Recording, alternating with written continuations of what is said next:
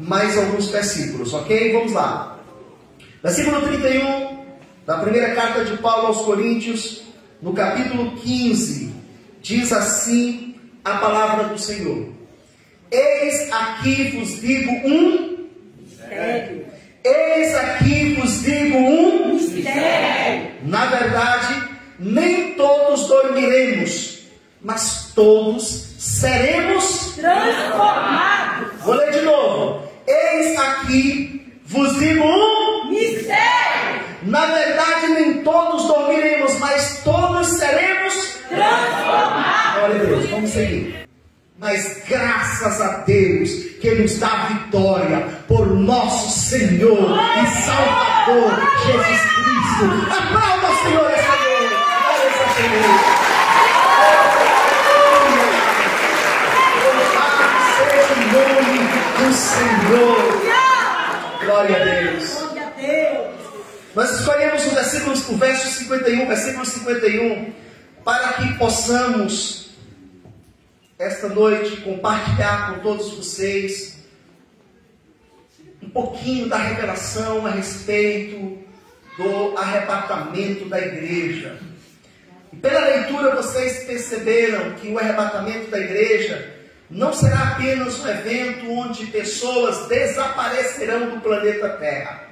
Porque essa é a visão que temos. Quando falamos de arrebatamento, nós falamos que um grupo de pessoas que são santas, que servem ao Senhor, que nasceram de novo, que tiveram a vida transformada, que são fiéis ao Senhor, desaparecerão da terra. Porém, o arrebatamento da igreja é algo muito mais profundo. Como nós estamos iniciando hoje um estudo sobre as revelações do Apocalipse, nós queremos, para iniciar, deixar bem claro que o futuro pertence a Deus.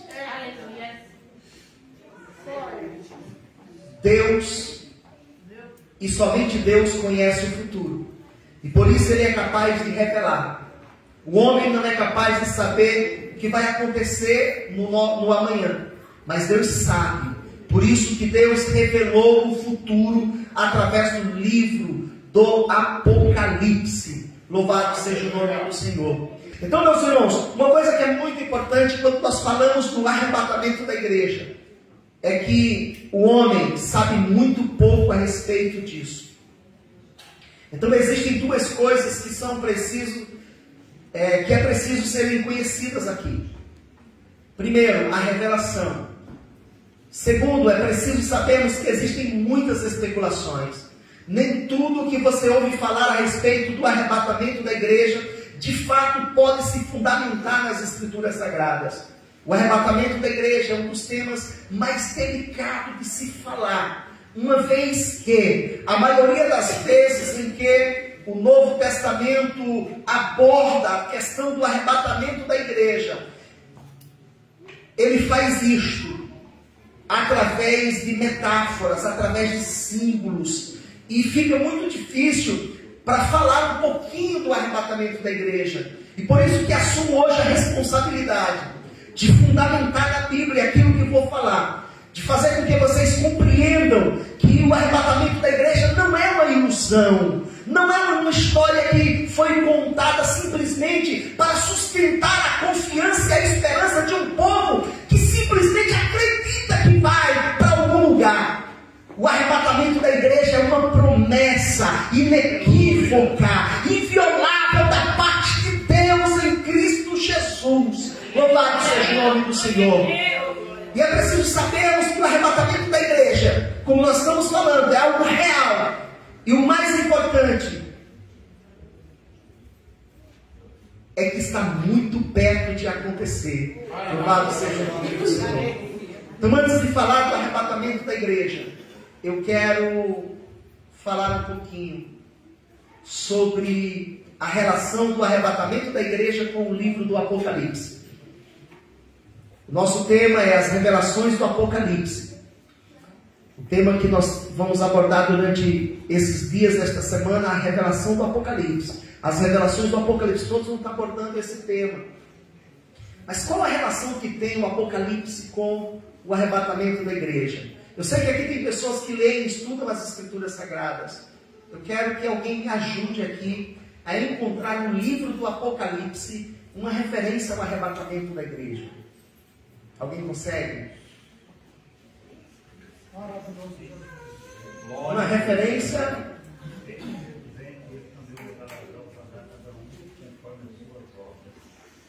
Ótimo, em uma das cartas do Apocalipse. Aleluia. Mas só isso? Só esse? São 22 capítulos, 404 versículos, 12.000 palavras, 11 promessas, 252 referências no Antigo Testamento. Mas apenas uma referência ao arrebatamento, pastor. 22:20.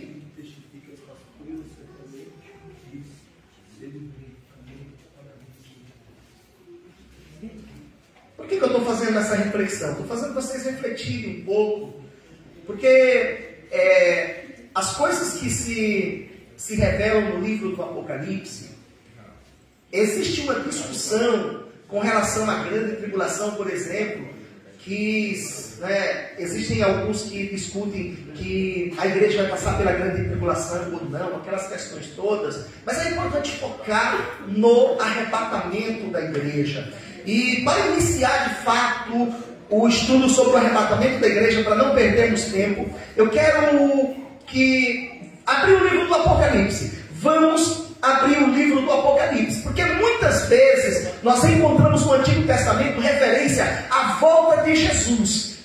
Eu quero falar calma, que a partir de agora vamos entrar de fato no estudo sobre o arrebatamento, mas eu quero falar bem calmo, eu quero que todos compreendam. Se identificar alguma dúvida, você pode até mesmo solicitar um melhor esclarecimento. Mas existe uma diferença que se separa, existe algo que separa a volta de Jesus do arrebatamento da igreja. No livro do Apocalipse nós temos muitas menções à volta de Jesus, que é o tema que vai abrir o milênio. A volta de Jesus vai abrir o milênio. O arrebatamento da igreja é diferente da volta de Jesus. Faz parte da volta de Jesus, mas é diferente, porque a volta de Jesus é a esta terra. O arrebatamento da igreja trará o Salvador das nossas almas apenas até as nuvens, e nós subiremos ao encontro do Senhor. Aleluia! Louvado seja o nome do Senhor. Glória a Deus! Então vamos abrir a nossa Bíblia no livro do Apocalipse. Eu quero abrir Apocalipse capítulo 1, verso 19. Aleluia. Apocalipse 21, verso 19, para compreendermos a relação entre o Apocalipse e a volta de Jesus. Aleluia. Está escrito assim: João, escreve as coisas que tens visto, e as coisas que são, e as coisas que depois destas hão de acontecer. Qualquer estudo que envolva o livro do Apocalipse se faz necessário olhar para este texto. Não há possibilidade nenhuma de se compreender o livro do Apocalipse sem que passe pelo menos um olhar para esse texto. João inicia o livro do Apocalipse dizendo: eu, João, sou companheiro vosso na tribulação, na perseguição do Senhor Jesus Cristo, e eu fui arrebatado em espírito no dia do Senhor. Aleluia! No entanto, o arrebatamento, a subida de João aos céus, na revelação do Apocalipse, não se deu no capítulo 1. Se deu muito depois, bem posteriormente. Apocalipse capítulo 1, verso 19, anote aí, quem veio para anotar, para aprender, grave aí. É a chave para abrir o livro do Apocalipse. É como se uma porta estivesse fechada, pastor.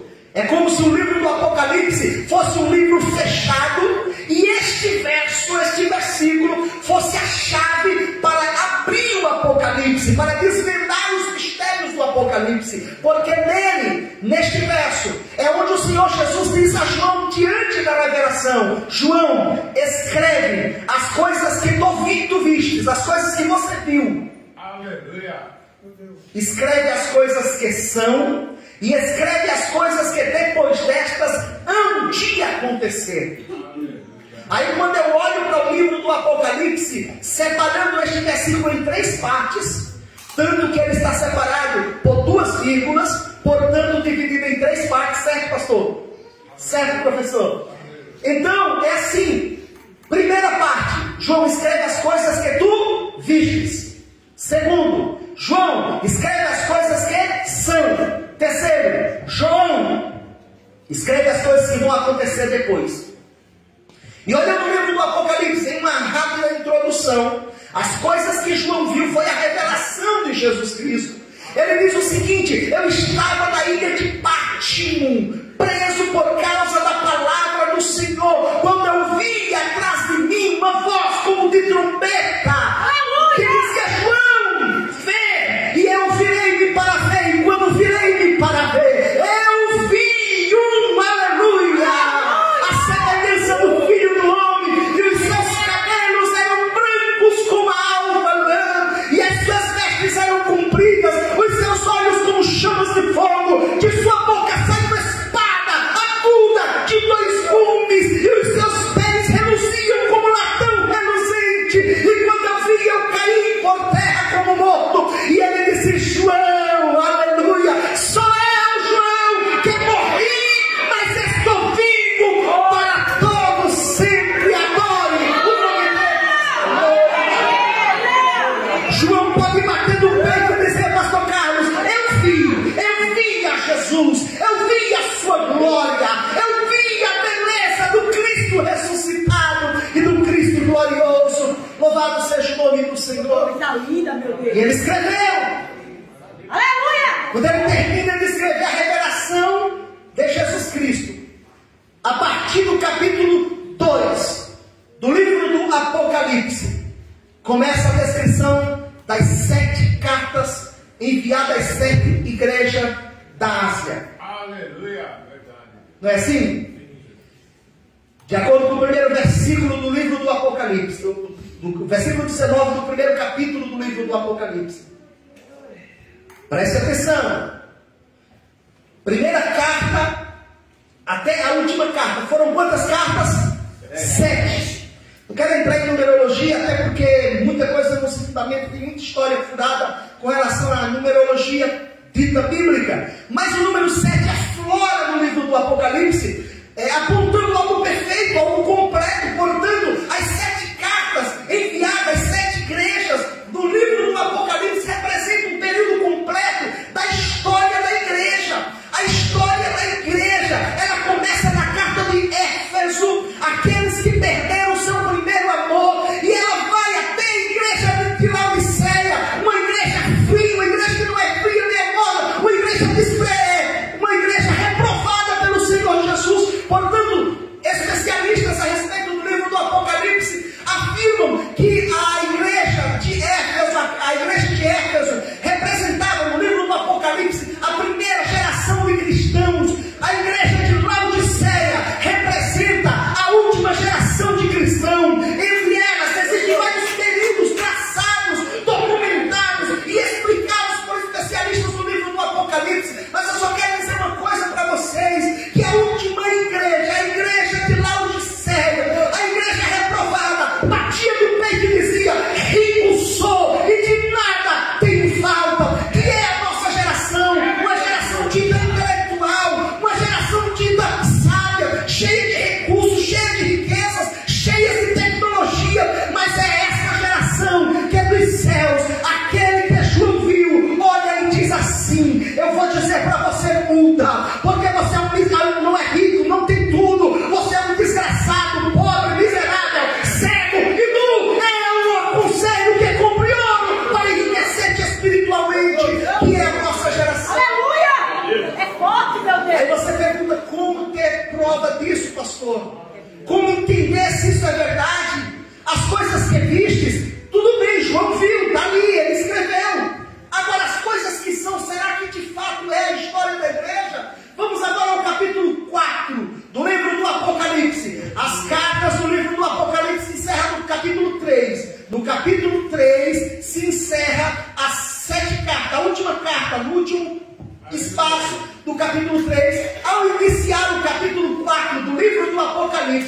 Agora João faz mais uma revelação. Ele diz assim: olha, pastor, depois destas coisas, olhei, e eis que estava aberta uma porta no céu, e a primeira voz, que como de trombeta ouviram falar comigo, disse: sobe aqui e te mostrarei, ou mostrar-te-ei, as coisas que depois destas devem acontecer. Aleluia! O verso anterior escreve as que vistes, as que são e as que depois dessas vão acontecer. Passa-se a revelação de Jesus, passa-se as cartas do Apocalipse. Aí João está onde, irmãos? João está na terra.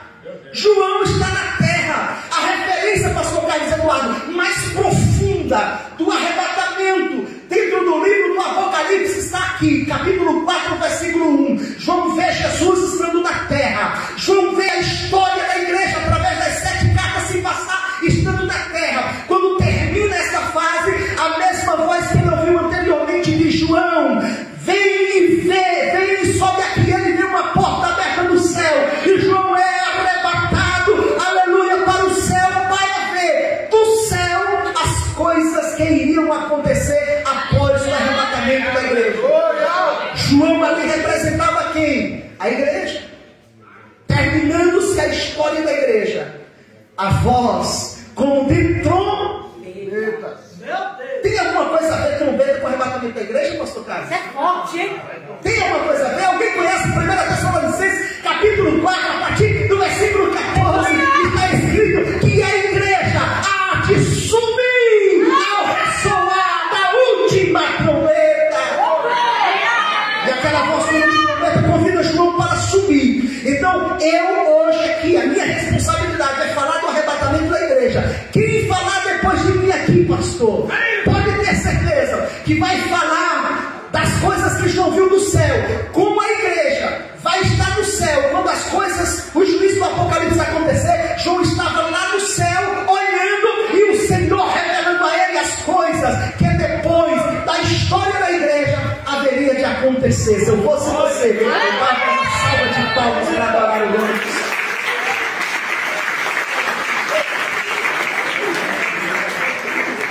Aleluia!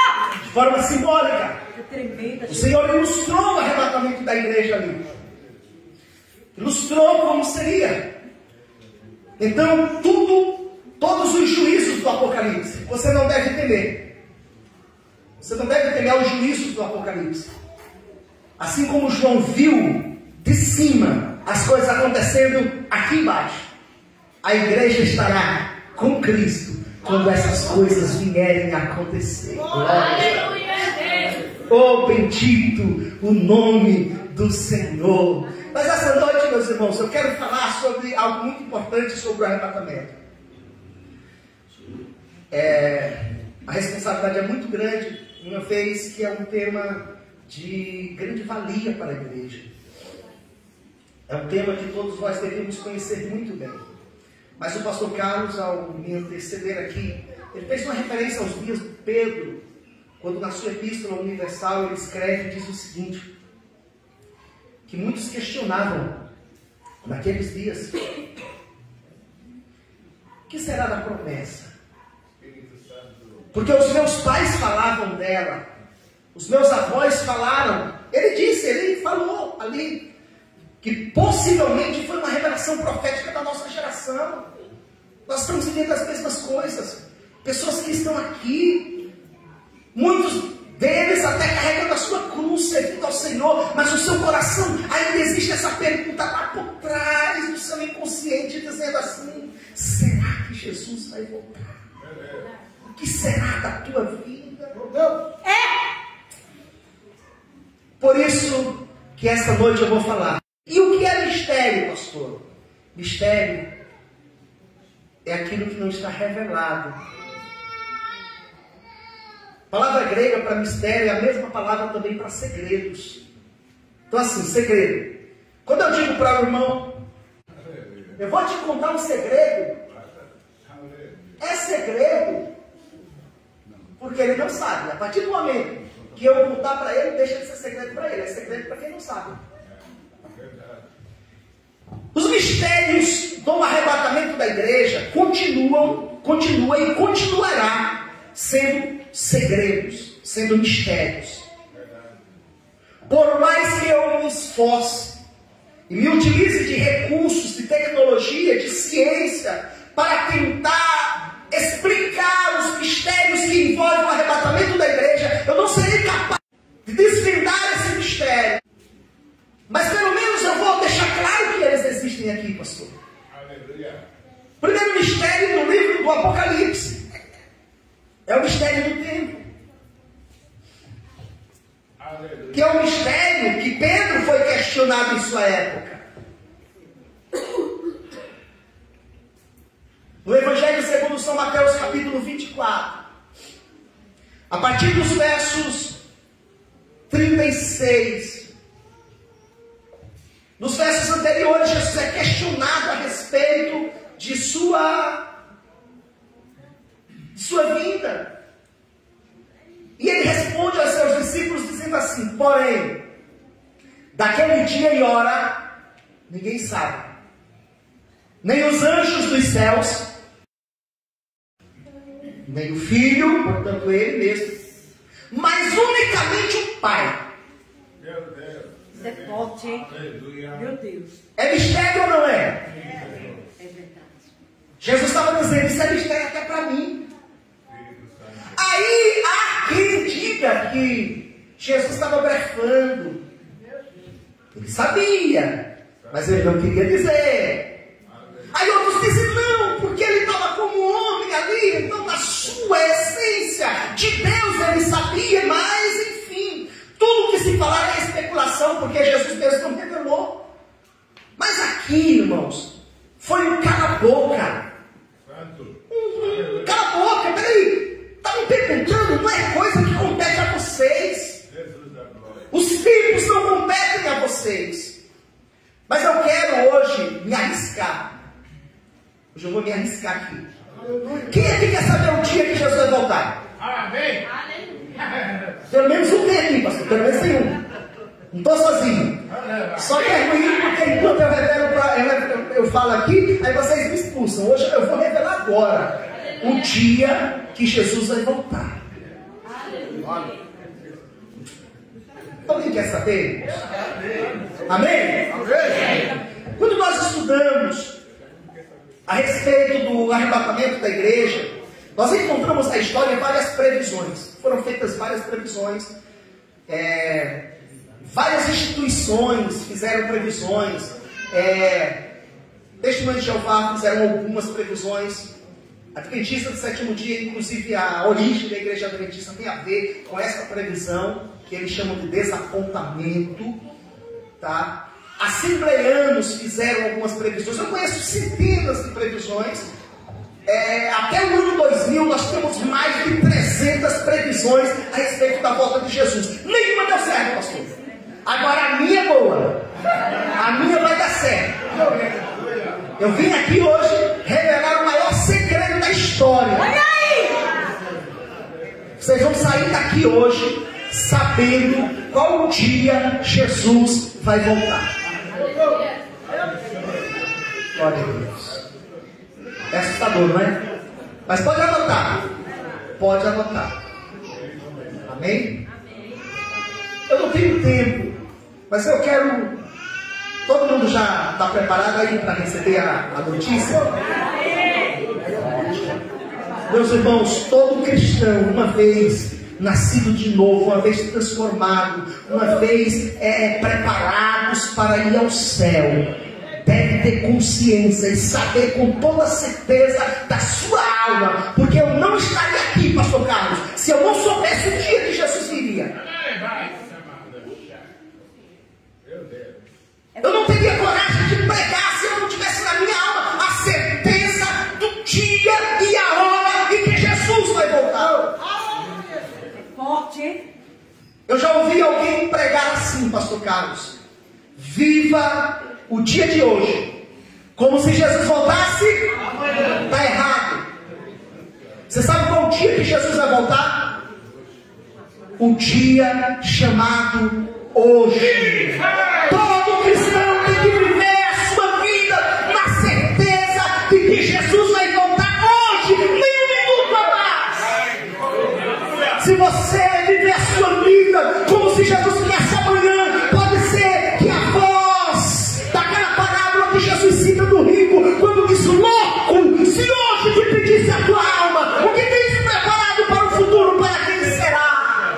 Aí o Senhor fala no teu coração dizendo: louco, você está esperando Jesus amanhã, não está preparado para subir hoje. Jesus diz: louco, pode ser que hoje a trombeta soe, o som da trombeta encha os nossos corações e a nossa alma seja convidada ao encontro do Senhor.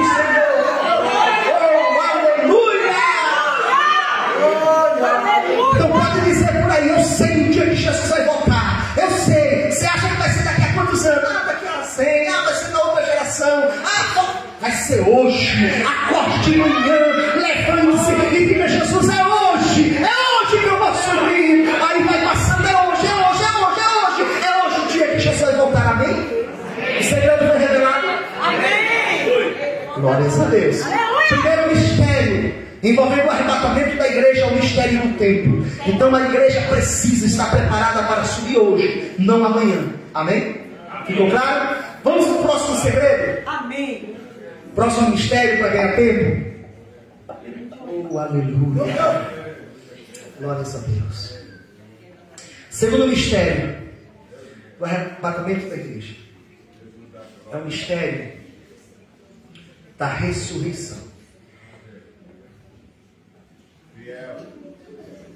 Oh, glória a Deus. Meu Deus, olha o mistério. Aleluia! Mistério da ressurreição. A gente tem um certo tempo de cristão, né, no ministério, ensinando na escola bíblica dominical. De vez em quando as pessoas perguntam, talvez você já ouviu isso, talvez essa é a sua dúvida: mas como será a ressurreição? Quantas pessoas morreram? Deixa eu dizer uma coisa para vocês. Existe, só uma observação, aqui nós estamos dando um estudo, tá? Se de repente a gente falar alguma coisa que seja questionado com relação ao ministério, ao costume da igreja, é apenas uma observação, uma especulação. Mas existe, não sei se você sabe, né, eu conheço muitas igrejas, muitos pastores que assumem essa postura. Eu estou fazendo somente uma observação, pastor Carlos. Que, por exemplo, eu já vi pastores pregar que o crente não pode ser cremado. Porque, né, sabe o que é cremação, né? O cara morre e ao invés de ser sepultado é queimado. Ele não pode ser cremado porque como que ele vai ressuscitar se foi queimado?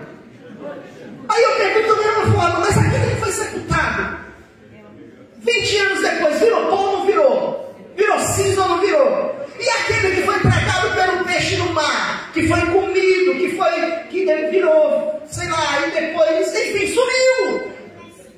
Jesus, o Senhor diz ao homem, quando o sentencia a viver fora do jardim, fora do paraíso, Deus lhe diz assim: tu és pó, e em pó você vai se tornar outra vez. Pode ser na terra, pode ser queimado, pode ser como for, vai vir a pó. Só que tem uma coisa: o mesmo que criou o homem do pó da terra e disse a ele que ele se tornaria pó outra vez, é o mesmo que disse que vai voltar e que todos que dormiram em Cristo ressuscitarão. É um grande mistério a ressurreição, mas eu quero fazer isso compreender aqui como que vai acontecer, o que vai acontecer. E por isso eu adoro o meu Deus, porque Ele é fiel. Meus queridos, o tema ressurreição é um tema tão profundo, mas tão profundo, que se nós tivéssemos que falar um pouquinho sobre ressurreição, levando em consideração as especulações filosóficas, científicas, históricas, bíblicas e afins, talvez esses dias de estudo não daria para concluir a ressurreição. Mas ela é tão profunda não apenas agora, pelas especulações atuais.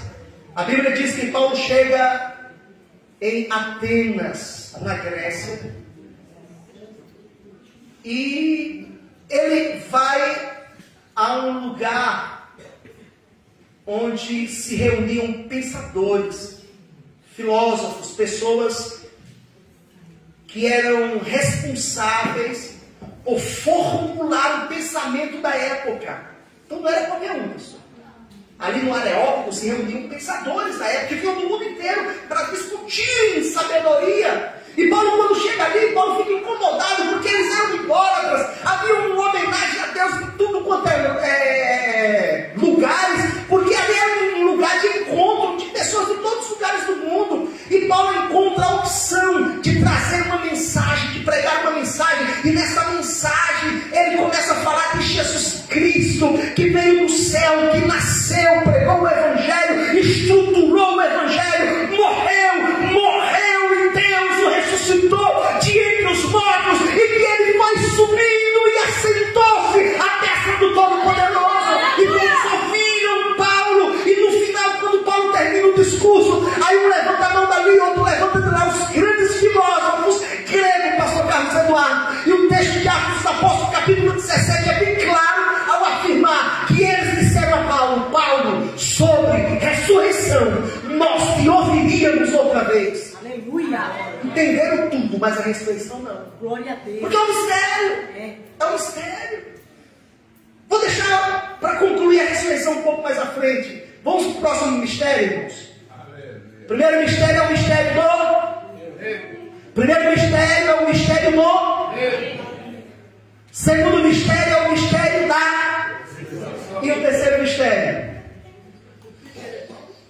Oh, glória a Deus. Terceiro mistério é o mistério da transformação. A ressurreição, pastor Carlos, é dos mortos. Aí Paulo diz: eis que vos digo um mistério, nem todos dormiremos, mas transformados seremos todos. Então ele divide em dois grupos aqui. O grupo dos que morreram, estes serão transformados. E o grupo dos que estão vivos também serão transformados. Mistério da transformação. E é aqui que a coisa vai pegar. Porque a transformação está caracterizada em etapas muito especial. Muito especial. Verso 52, 1 Coríntios capítulo 15, versículo 52. Aleluia. Graças a Deus. Olha o que o verso 52 diz para nós. Aleluia. No momento, num abrir e fechar de olhos, ante a última trombeta, porque a trombeta soará, e os mortos ressuscitarão, e nós seremos... Vamos parar um pouquinho aqui. Tá? Então, no mistério da transformação, porque o mistério da transformação também, eu dividi aqui em 3 pontos, o mistério da transformação, para ficar fácil de você assimilar. Amém, gente? Amém. Até agora todo mundo está acompanhando o raciocínio? Está claro? Tem alguém aqui que, por causa do estudo até o momento, desistiu do arrebatamento? Isso porque você não chegou ainda no final, mas tudo bem. Vamos lá, gente. Primeiro é o mistério do tipo do arrebatamento. Olha só, ele vai ser num momento. O arrebatamento se dará num momento. A palavra momento, é preciso que eu explique isso para vocês, porque senão, no próximo passo, vocês não vão entender nada. Então é importante que você entenda essa parte. A palavra grega para momento é a palavra átomo. Quem sabe o que é átomo? Não é um mistério, não é um pouco recomendado, nada é novo. É Bíblia de rodapé, você vai ver isso, qualquer... Né? Átomo. Até então, nos dias de Paulo, o átomo era a partícula menor que existia, portanto indivisível. O átomo significa a parte indivisível. E aqui está falando de tempo, sim ou não, pastor? Então ele diz assim: eis que eu vos digo um mistério, nem todos dormiremos, mas todos seremos transformados.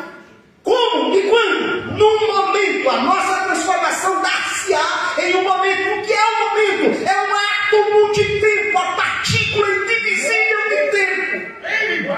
Ou seja, aquela parte do tempo que não dá para dividir. Porque a ideia que eu tenho de arrebatamento, o senso comum, temos a ideia seguinte: vamos supor que eu sou salvo, você não é. Você é na suposição, ok? E nós estamos conversando. E chega a hora do arrebatamento e a trombeta toca. Eu simplesmente vou desaparecer na sua frente. Para quem ficou, o indivíduo desapareceu. Todo mundo está entendendo? Não é assim que a gente vê. Nos filmes, daqui desapareceu. Só o pastor Carlos Evado. Eu estou falando de mistério. Entre ele desaparecer e chegar no céu, existe um processo que vai acontecer, que se tivéssemos que explicar pelas leis da física, levaria anos para acontecer. E Deus fará em um momento, em um átomo.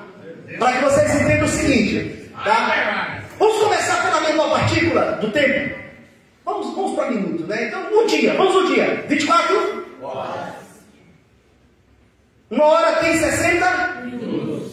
Um minuto tem 60 segundos. Os segundos são divididos em milésimos e centésimos, não é? E depois? Dá para dividir? Vamos supor, eu não sei, não é minha área, mas vamos supor que vai cortando, vai dividindo. Quando chegar aquela parte do tempo que não dá mais para dividir, é esse o espaço de tempo que vai dar para que Jesus ressuscite os mortos, transforme os vivos, leve a igreja aos céus, e nos encontraremos com o Senhor e entraremos nas nações celestiais. É um átomo de tempo, a partícula indivisível. Bonito, né? Mas tem algo mais ainda. Algo mais, porque não envolve somente a mim. Porque assim, falando para essa plateia de salvos que vai para o céu, é lindo. Imagina assim, um átomo de tempo, Deus transforma a gente, leva. Mas não é isso que vai acontecer, tem um outro processo. Dentro desse espaço indivisível de tempo, vai acontecer coisas que eu tenho que separar. É como se eu pegasse um átomo de tempo, pastor, e esticasse ele. Então assim, ó, vai acontecer isso. É isso em um átomo de tempo. Aí o apóstolo Paulo, ele completa dando ilustrando como abrir e piscar de olhos, que dá 7 centésimos de um segundo. Isso é especulação também, mas dizem que é isso. Por que o abrir e piscar de olhos? Porque para quem fica aqui assim, eu estou conversando, pisquei o olho, sumiu, mas eu estou em novo. Vocês entenderam? Ele ilustra, o abrir e piscar de olhos é uma ilustração para que a mente humana consiga assimilar como vai ser, porque a mente humana não sabe, gente. 1 milésimo de segundo é muito pouco, não dá. Mas o átomo não é 1 milésimo de segundo, é a parte indivisível do tempo. Você pode dar glória a Deus? Porque o Senhor que fará isto acontecer é o Senhor do tempo, é o Senhor da física, é o Senhor que do nada fez tudo. Aleluia!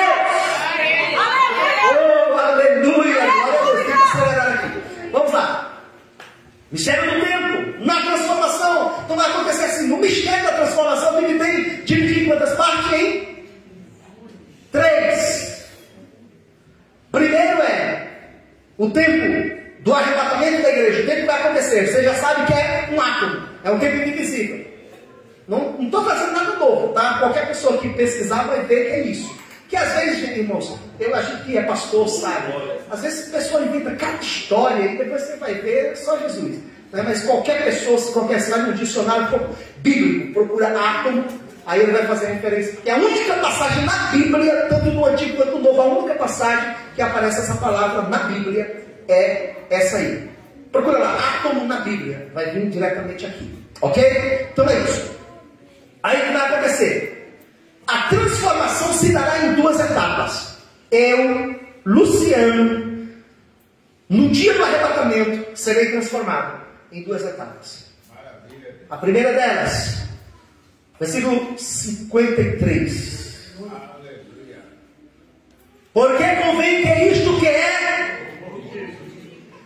Porque convém que isto que é Corruptível. se revista da incorruptibilidade. E que isto que é mortal se revista da Imortalidade. Então nós temos duas coisas, duas transformações que acontecerão para que eu possa entrar no céu. Sem isso não há possibilidade. Duas coisas: ou você morre, porque os mortos ressuscitarão incorruptível. Portanto, ao ressurgir, nesse processo já acontece a transformação, mas nós vivos teremos que ser transformados, porque não seremos arrebatados em espírito como João, nós seremos arrebatados em corpo, e no final você vai entender por quê. É corpo, gente, você vai para o céu. Paulo até diz nesse mesmo texto que carne e sangue não é do reino de Deus. Aí você vai dizer, poxa, então não é de corpo que vamos, tem pessoas pregando isso. Não, é porque seremos transformados. A primeira transformação será, porque convém que isto é corruptível, portanto, transformação moral. Meus irmãos, nós vivemos uma geração, o pecado está tomando conta do mundo, o mundo jaz do maligno desde os tempos de Cristo. Mas existe uma coisa: aqueles que servem ao Senhor têm colocado o seu coração para ser fiel. Glória a Para Deus. ser fiel. Para ser fiel, andar de acordo com a palavra, mas às vezes não dá, pastor. Às vezes não dá. Sabe por que não dá? Porque eu sou corruptível, eu tenho corpo corruptível. Aleluia. Paulo, na carta aos Gálatas, capítulo 5, ele fala da luta entre a carne e o espírito, e ele deixa bem claro que eu sou carnal, eu tenho que guerrear, eu tenho que lutar pra caramba, para poder tentar chegar mais perto de Cristo, mas eu não consigo, porque eu sou corruptível. Eu oro, eu jejuo, eu consagro, eu busco, e daquela coisa abençoada na presença do Senhor, um vacilo que eu dou, o inimigo chega, bramando como um leão ali por trás, me engana, e eu caio. Porque eu tenho um corpo corruptível. Me corrompo. É triste quando nós falamos em corrupção, porque o país, o Brasil, tem.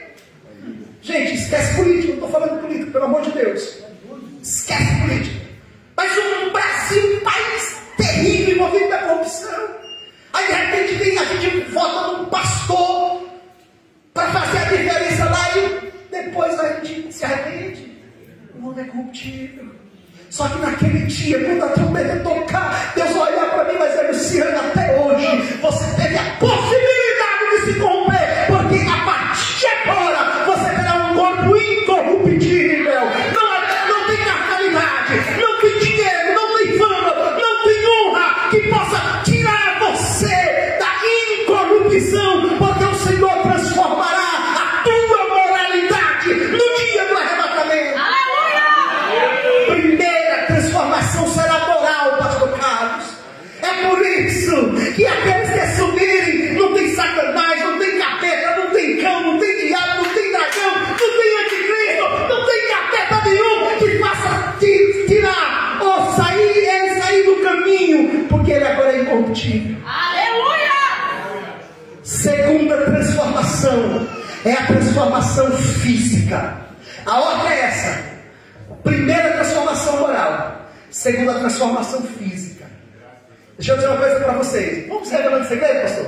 Posso misturando aqui, trazendo outros segredos? Existe uma dúvida quando se fala de arrebatamento da igreja, que tem muitas discussões sobre isso, mas de repente agora você vai entender melhor essa questão. Quem aqui já se perguntou, será que vamos nos conhecer no céu? Não é? Sim. Opa! Sim ou não? Sim.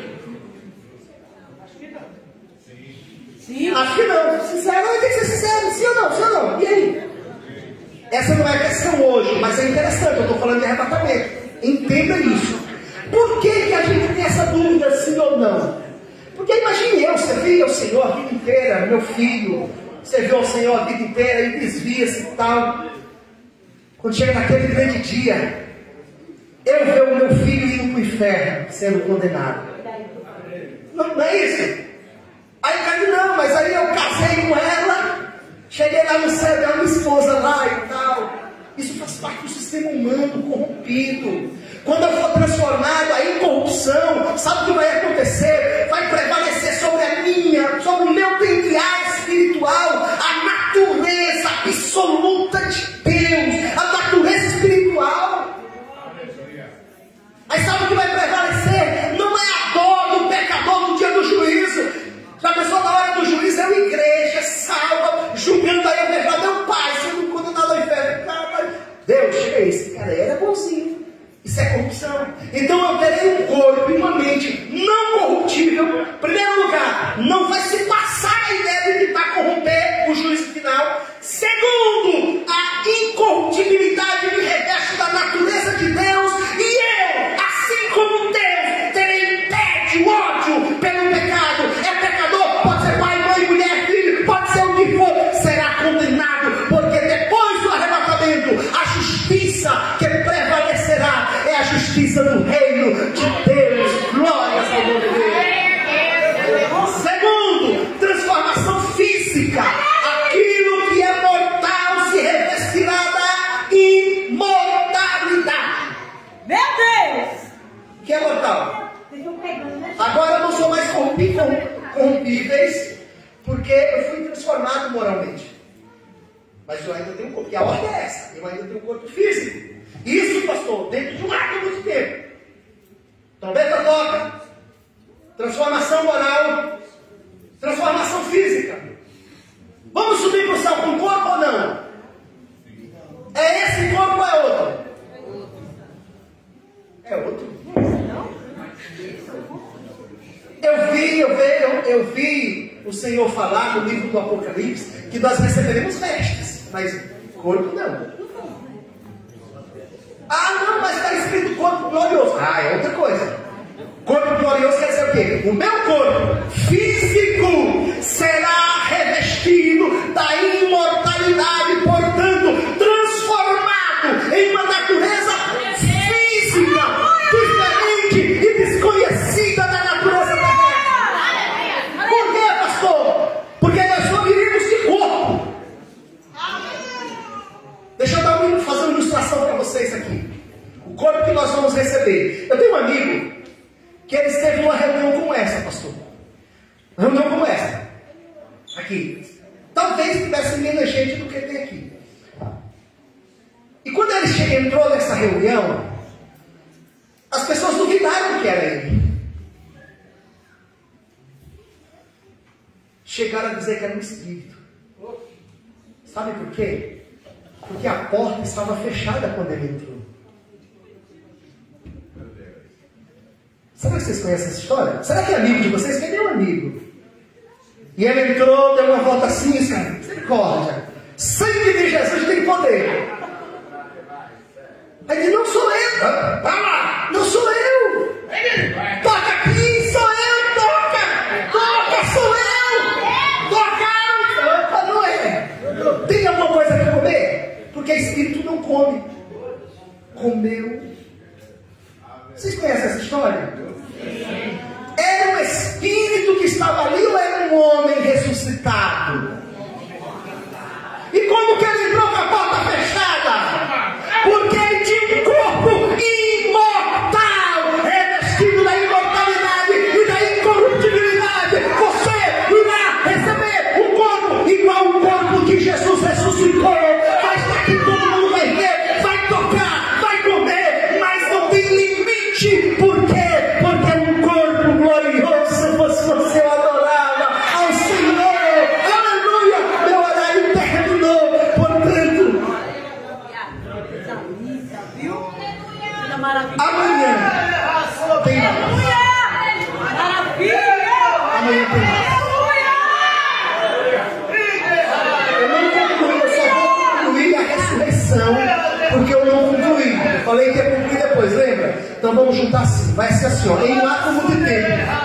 Vamos pensar no átomo de tempo, vamos pensar no arrebatamento agora para me encerrar, pastor. Para me encerrar mesmo. Arrebatamento agora, nós estamos aqui, ó, cantando. Qual que a gente vai cantar para subir, Paulinho? Eu vou cantar naquele livro. Eu vou cantar naquele glória aqui. Quando pensa que não, imagina aqui nesse templo, pastor. Imaginando que esse templo é a igreja de Cristo universal, não do Rei de Deus, universal do universo. Nada contra, é só brincadeira. Enfim, cantando, eu vou cantar naquele lindo coral. Quem é que vai cantar no lindo coral? Pastor Carlos Eduardo. Paulo escreve na carta aos 1 Tessalonicenses, capítulo 4, e ele diz assim: de maneira nenhuma nós que estamos vivos precederemos aos que dormem. Sabe o que é preceder? Preceder o que, pastor? Ir na frente. Preceder é isso. Tá bom. Aqui, ó. Eu estou indo na frente. Então eu vivo e ele morto. Ah, não. Nós não vamos preceder aos que dormem. Por quê, pastor? Por que Bíblia? Por que Jesus? Por que Paulo? Porque nós subiremos juntos. Então nós estamos assim, ó. Eu vou cantar naquele lindo coral. Quem é que vai cantar no lindo coral? Aí eu escuto a voz da trombeta de Deus com maravilha, voz de arcanjo, ecoar, e nós cantamos: quem vai cantar naquele lindo coral? E de repente, pastor, começa a aparecer gente que você nunca viu, e eles vão chegando, porque eles ressuscitaram incorruptíveis. Os mortos ressuscitarão primeiro e entrarão na nossa congregação, enquanto nós que estamos vivos seremos transformados e subiremos ao encontro do Senhor nos ares. E quem quiser adore ao Senhor. O homem não vai ver, o ímpio não vai ver, o pecador não vai ver. Por quê, pastor? Porque será em um átomo de tempo. Todo mundo entendeu a ilustração aqui? Os mortos ressuscitarão incorruptíveis, portanto, ao ressurgir já ressuscitarão com corpos gloriosos, enquanto nós seremos transformados. Então, primeiro eles ressuscitam, junta-se a nós, seremos transformados.